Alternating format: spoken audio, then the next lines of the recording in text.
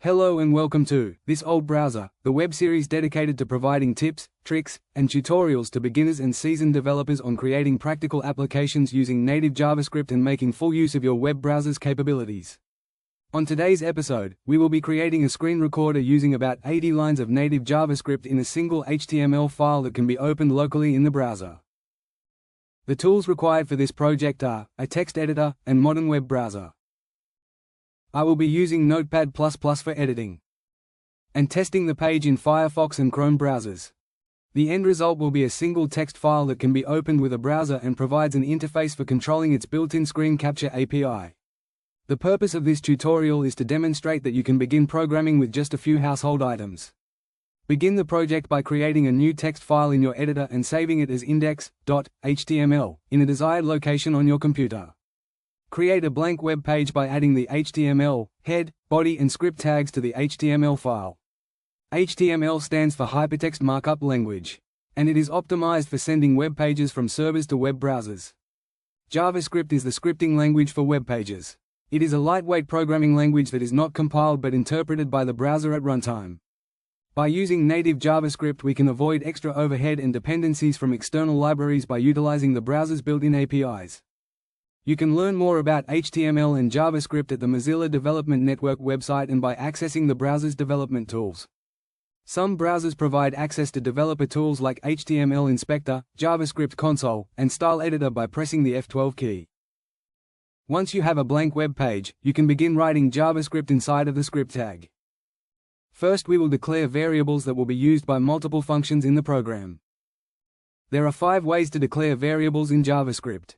In this example, we will be using 2 of them.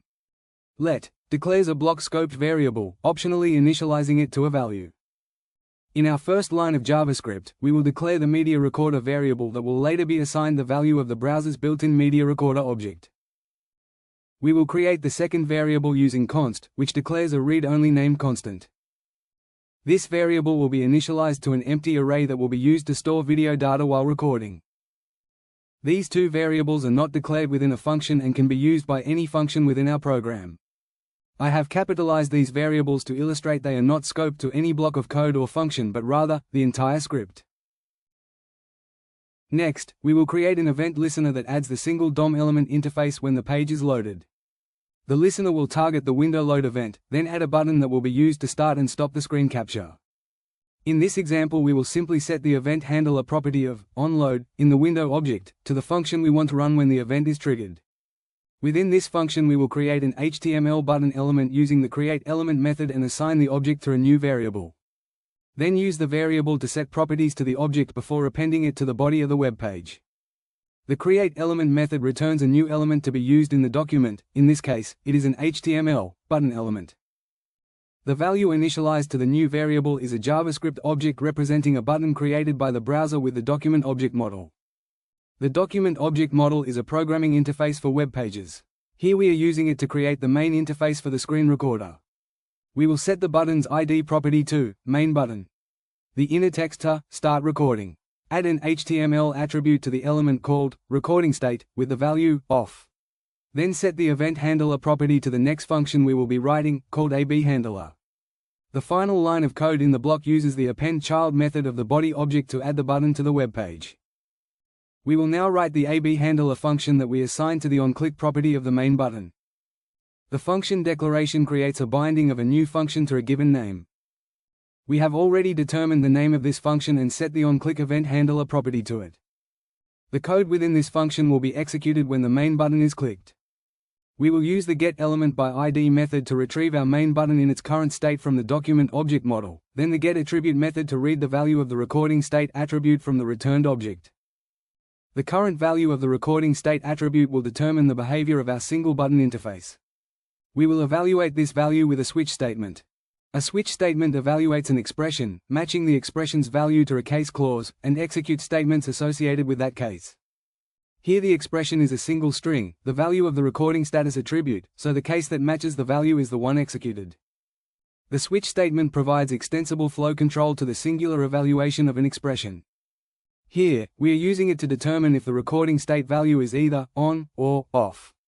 But the switch statement could easily be adapted to a more complex logic. The first case we will create in the switch statement is off, the value we set to the attribute when creating the button. In the case that the recording state value is off, we will run the function that starts the screen capture. We will call this function startCapture, and it will be the next function that we write. The second case that we will create will match the value of the recording state attribute while the screen is recording. When the screen recording starts, we will set the recording state attribute to on, and the subsequent click will run the stop recording function that we will later add.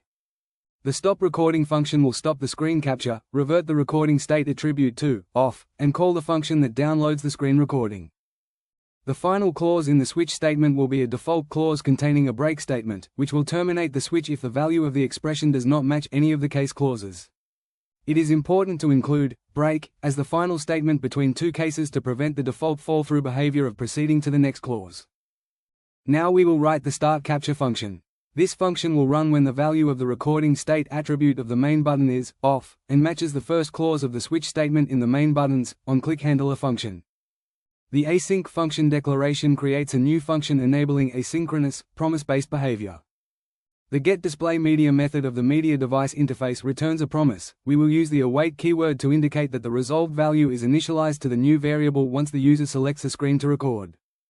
The async function declaration is necessary when calling the getDisplayMedia method because it allows the script to wait for the user to select a screen to record, without blocking the page's main execution thread. Each time an async function is called, it returns a new promise which will be resolved with the value returned from the function. For this reason, every async function must return a value. We will use a try-catch block to detect errors when attempting to use the getDisplayMedia method of the media device's interface through the web API. This error handling logic will determine the return value of the function and log any errors returned by the method to the console. If the method does not throw any exceptions, the video track is passed to the start recording function and the value is returned, terminating the function. If the catch block is triggered by the method throwing an exception, the exception is displayed in the console as an error, and the function returns a zero value with the keyword null. We will now write the start recording function, which accepts the display media stream as the first parameter and records the tracks using the Media Stream Recording API. The Media Stream Recording API is comprised of a single major interface, called Media Recorder, which does all the work of taking the data from a media stream and delivering it to you for processing. The data is delivered by a series of data available events, already in the format you specify when creating the media recorder. You can then process the data further or write it to file as desired. Thanks to the error handling logic in the startCapture function, we can be certain that the parameter passed to the start recording function is a valid media stream. We can set the recording state attribute of the main button to on, and change the text displayed in the button to stop recording. The next step is to create a new media recorder interface with the media stream returned from the getDisplayMedia method, and assign the value to our global variable named media recorder. We will set the appropriate event handler properties to the new object in order to create a functional screen recorder. The data available event is fired when the recorder delivers media to the application. We can expect the event to fire every second, since we are providing the parameter of 1000 milliseconds to the method of the media recorder interface. To the onDataAvailable event handler property, we will add a function that pushes the recorded data to the array that we created earlier called recorded chunks. To the onStop event handler property, we will add a function that reverts the main button's recording state attribute to off, the button's displayed text to start recording, calls the download recording function, and stops each track in the stream.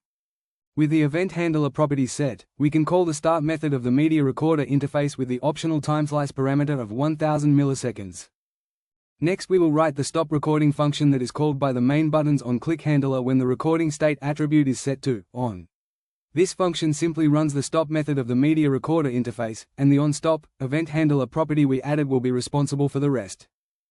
Lastly, we will write the final function of the screen recording process, the download recording function. To download the screen capture, we will create a new blob interface of a specified MIME type, containing all of the binary data stored in the recorded chunks array.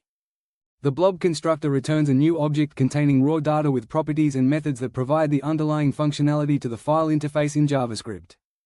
We will use the createObject URL method to create a URL pointing to the readable stream of the blob object for downloading. Then create an invisible link element containing the URL and append it to the page.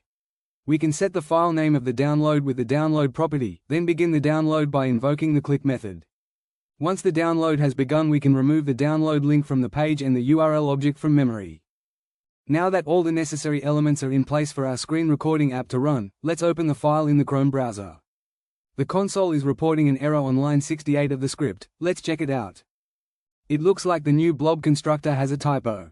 A capital B must be used in the constructor statement.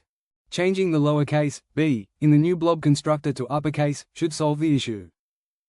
Okay, let's try that again. The results, all clear, no errors in the browser, and the selected screen is successfully passed to the media recorder interface then downloaded. If you enjoyed this content, be sure to subscribe for a notification when the next episode is released, where I will be getting a new voice from the speech synthesis interface of the Web Speech API. Check out the Media Stream Recording API's documentation page on the Mozilla Development Network and share your refined examples.